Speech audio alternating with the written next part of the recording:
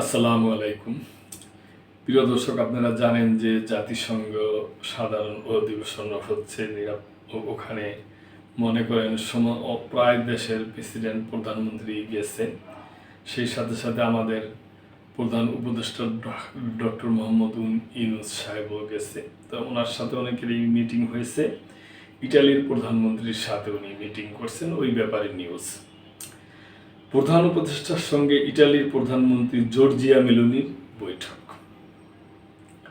যুক্তরাষ্ট্রের নিউ ইয়র্কে অন্তর্বর্তী সরকারের প্রধান উপদেষ্টা অধ্যাপক ডক্টর মোহাম্মদ ইউনূস ইতালির প্রধানমন্ত্রী জর্জিয়া মেলোনির সঙ্গে বৈঠক করেছেন। বুধবার নিউ ইয়র্কের একটি হোটেলে তাদের মধ্যে এই বৈঠক অনুষ্ঠিত হয়। এ সময় দুই শীর্ষ নেতার মধ্যে ইতালি বাংলাদেশ বিজনেস ফোরামকে কেন্দ্র করে আলোচনা হয়।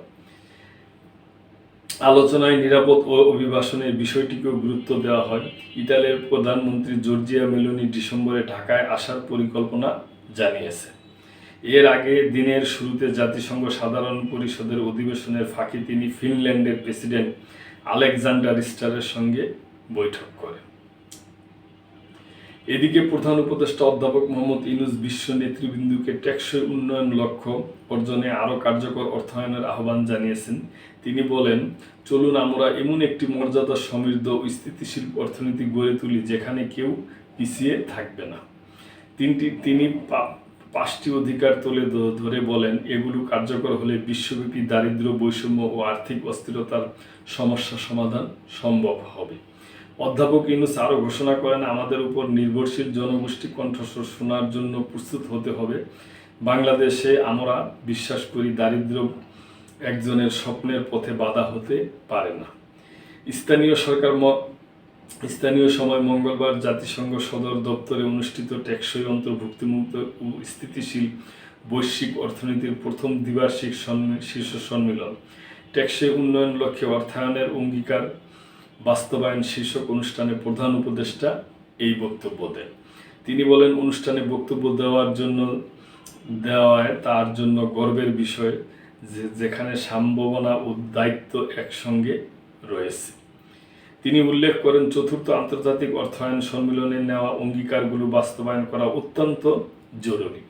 টেকসই উন্নয়ন লক্ষ্য অর্জনের জন্য বছরে $4 ট্রিলিয়ন মার্কিন ডলারের বিনিয়োগ ঘাটতি পূরণ করা চ্যালেঞ্জিং হলেও অপরিহার্য।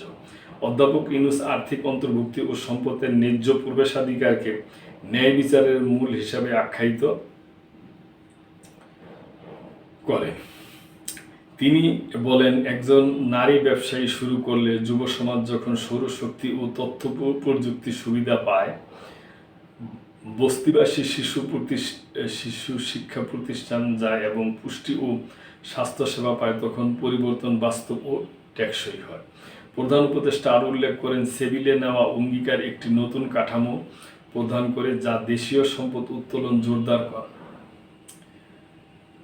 অবৈধ অর্থ প্রবাহ প্রতিরোধ, উন্নয়ন ব্যাংকগুলোর ক্ষমতায়ন এবং প্রতিষ্ঠানগুলোর জবাবদিহিতা নিশ্চিত করার ক্ষেত্রে গুরুত্বপূর্ণ ভূমিকা রাখবে। প্রধান উপদেষ্টা 5টি অগ্রাধিকারের কথা তুলে ধরেন যা টেকসই উন্নয়ন লক্ষ্য অর্থায়নকে শক্তিশালী করবে। তা হল,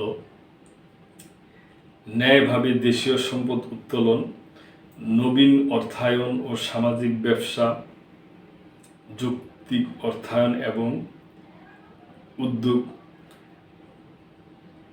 বিশ্ব আর্থিক কাঠামো ও ঋণ শাসন সংস্কার, স্বচ্ছতা, অবৈধ অর্থায়ন প্রতিরোধ ও নাগরিক অংশগ্রহণ, সবচেয়ে দুর্বল